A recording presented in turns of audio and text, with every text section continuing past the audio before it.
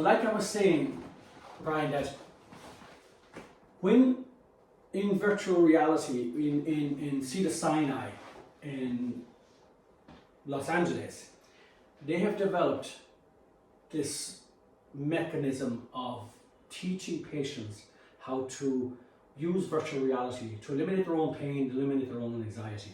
But what they're doing is they're using distraction. Okay? So they get patients to look at goggles, and when they look into the goggles, then what happens is they're seeing maybe a beach in Barbados, or they're climbing a mountain, or they're surfing an ocean. Do you get what I'm saying to you? Yes. That what they're doing is they're distracting the brain, and what they're seeing is within 10 minutes that the brain is producing its own opioids through the spine, and therefore it's reducing the pain by minimum 25% within 10 minutes. Through the spine. Yeah. So what they're saying is that we have our own pharmacy within our own body. This is really what they're saying. So that's true distraction. But can you now imagine if you use your own focus? So what I'm saying to you is, if you can put your hands like this, okay? Now what you're doing is you're looking at your own world. So instead of distraction, you're looking through these lenses, and you're saying, well, my mind is like a sat-nav, what is my destiny? But I'm looking through this lens here.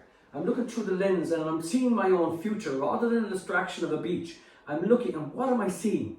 Do you see yourself getting better? Do you see yourself recovering? Do you see yourself doing the things that's required? Do you get what I'm saying? Yes.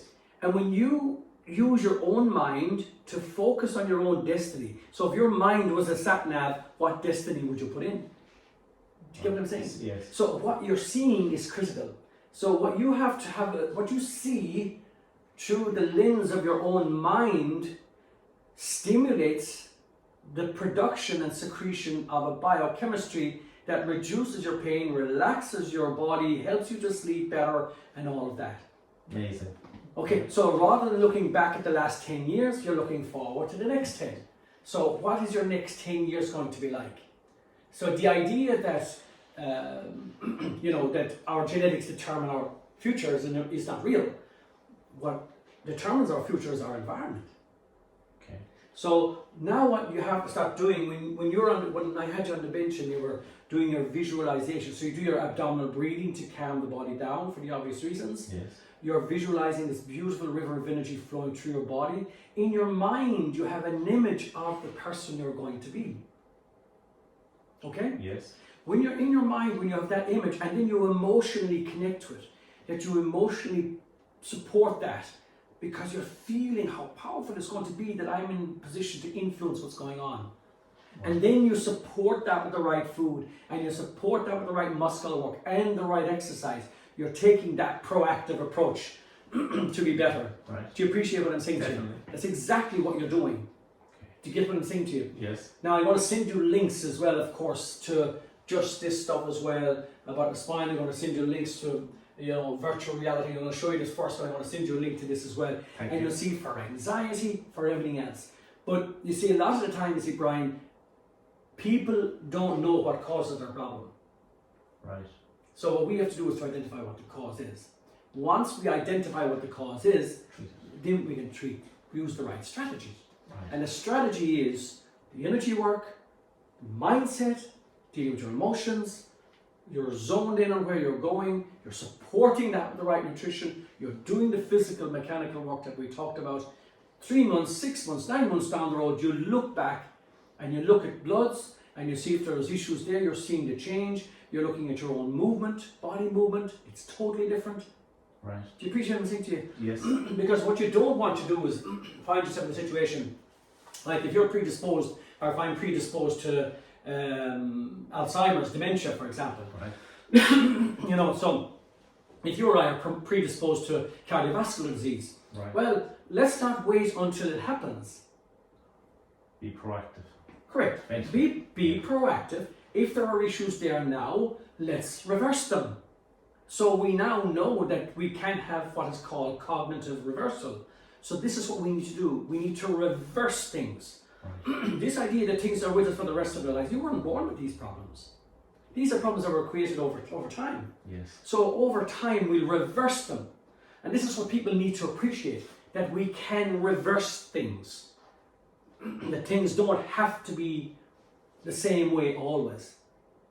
So we're seeing the research now in brain health, in cognitive reversal, because now we can identify problems in the brain like amyloid plaque or anything like that causes dementia or Alzheimer's. That can be seen 30, 40 years earlier.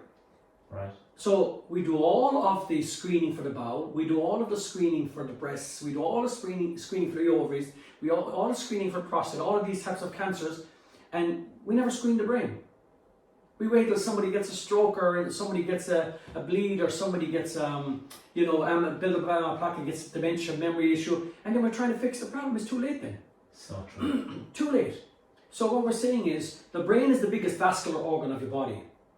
So exercise, relaxation, energy work, proper food, movement, the sedentary lifestyle is the worst thing for you. Gets blood flow to the brain, gets oxygen and gets nutrients to the brain. Therefore that whole vascular region starts to open up. Right.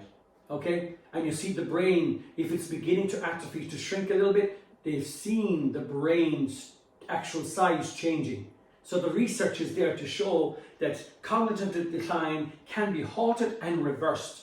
Wow. So we want to halt cognitive decline and reverse. So this cognitive reversal is critical. Now the same can be applied to the arteries of the heart.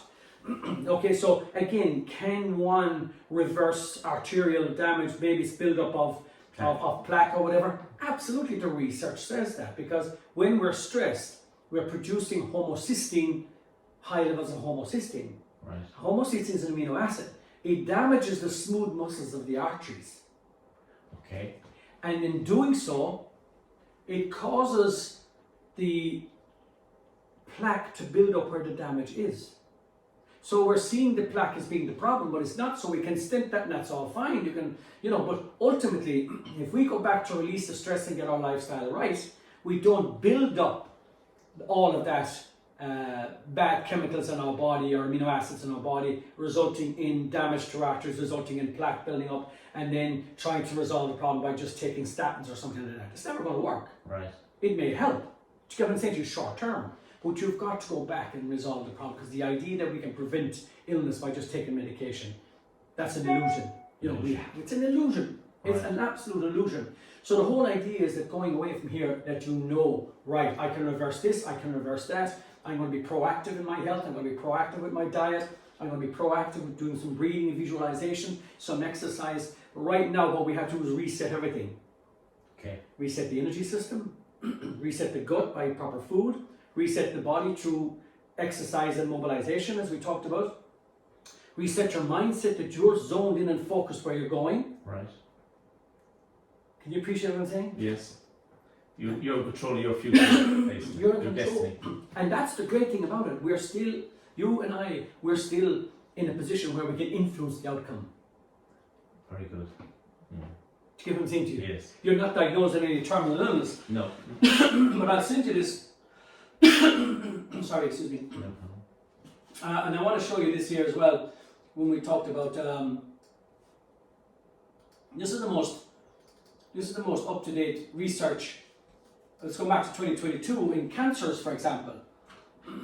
Okay, this is the impact of the human microbiome in tumorigenesis, cancer progression, and biotherapeutic development. So this is microbiology. This is research that's carried out. BMC, you can see it there. Right. It's credible. Microbiome, is that the gut, then bacteria, is it? So what they're looking at is the relationship between the gut, our food, and that. That's what they're looking at. Right. Can you appreciate what I'm saying? Yes. So again, if we see here, just for what it's worth, okay, we can see here, okay, the human microbiome contains approximately 100 trillion microbial cells. The vast majority of these microbes are located in the gut, with bacteroides, firmicutes, so these are the four major populations of human gastrointestinal microbiota. This is the bacteria in our gut, the microbes. 90% of us are made of microbes. Right. The adult microbiome composition is influenced by the host genetics, diet, environment, and factors including antibiotic use, which can alter gut balance. Any shift in the microbial composition in the gut or throughout the body can have an adverse effect on the human host, which is you and I, and may influence the onset of various conditions, including cancer. Recent research indicates that certain residents of the oral, lung, gastric, duodenal, pancreatic, and colorectal human microbiome niches play a role in oncogenesis and tumor advancement. There is vast evidence indicating specific bacterial taxa and their associated genetic loci in cancer development. Amazing. So what they're showing in research is that any alteration of the microbes of our gut have a direct effect on our entire body, from depression to cancer to motor neuron or to multiple sclerosis to Parkinson's, possible motor neurons, to whatever. Amazing. You know what I mean? So, and this is why we urge people so much to get the food right. That's why Tina was going through so much with you yesterday about getting the food right. Get the food right, you get the gut right. You get the gut right, you bring down inflammation. You bring down inflammation, you help the brain function better, and your body movement is better. Brilliant. Do you get what I'm saying to you? Yes. All of this is where this comes from. So I'll forward you this as well, again, to help you with friends that you were talking about. But this is what we need. We need to educate people to understand exactly what's required. So when we work with the energy system, that's one part. But we also need to educate you to say, right, now, Brian, you go back home, you're in control of your own life. You look through the lens of your own mind and say, this is my future. This is what I see, not distraction. I'm not seeing what some doctor is telling me. I'm seeing what I want to see myself. Okay, doesn't mean medicine doesn't have a role to play. Of course it does. Yes. Do you know what I mean? There are people who need medicine to help them to recover, and that's fine. But the whole focus is that you're determining the outcome. Right. That you're not just sitting back as an Exactly. observer Yeah. and, well, let's see what happens. Doesn't work. Definitely. You have to be proactive and to deal with this. And as I said to you, unfortunately, medics don't have the time. Unfortunately, doctors today and their surgeons are so busy, they don't have the time that I can put aside for yourself or patients to say, I can spend an hour and I can work with the energies and we can work with your food and we can talk about the problems and we can come up with a strategy and a solution to the problem. Do you appreciate what I'm saying? Definitely, it makes a difference. Oh, it's a total difference because now Time. we're working with health. Yes. We're putting time in, you're educated, you're understanding, we're supporting it with the research. Yes. That's there. I was showing you the other day as well, when, for people with COVID and things like that, I was showing you the other day the issues around that. So, so again, we can see, so again, if we look at research, people with COVID, okay, so we see a lot of patients with COVID problems. Right. Not necessarily from the side effects of vaccines, but from the COVID itself. So we're seeing that genetic information from the virus and viral proteins have been found in cells that line passages of the nose. This connects up to the brain, breaks the blood-brain barrier down, and what it does then, it causes an inflammation in the brain, and the immune cells in the brain attack the vascular region of the brain, and this is what's causing issues. And of course, as we can see here, like I showed you, 3 months, 8 months later, another study found genetic material from the virus in patients' brains almost 8 months in patients' brains.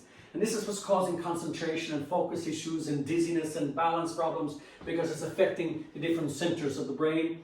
And of course, this is what, so of course, if it gets to the brain, neurons project into the lining and the virus can travel through them into the brain areas that control breathing and heart rate. So we're seeing a lot of breathing problems and heart rate issues associated with the COVID virus. Amazing. Do you know what I'm saying? Yes. But again, this research is not getting out there. People don't understand what's happening. No, they don't. Knowledge is key, really, isn't it? Knowledge is the key, because if you have the knowledge and you understand it, then we can put a strategy into place. So true. Do you get what I'm saying? This is how it works. Studies of long COVID patients with cognitive problems found signs of immune system cells found from blood vessels walls had moved into the brain. These cells are not supposed to be in that organ and can cause damaging inflammation there. Patients without cognitive difficulties had lower levels of this unusual immune activity. So the whole idea is that it's all about immune response. Yes. Everything is all about your immune system. If your immune system is on a heightened alert, we call this an autoimmune problem. If it's producing too much inflammation, so technically you can regard it as an autoimmune condition. But it's not. What it really is, it's an immune system problem. people focus on the virus, but what we need to focus is on the immune system. So again, with the energy work, with the right food, with the right mental perspective of things, and the emotional stress release techniques that we've showed you, Yes. the exercise, we're reversing the immune system back into its natural state, dampening down everything. It's amazing. Yes. And you think, then you start, God, my mind is getting clearer. My concentration is getting better. I focus easier. I'm not as tired as I was. This is what you're going to see over the next couple of months now. You're going to see this starting to happen for yourself. Brilliant.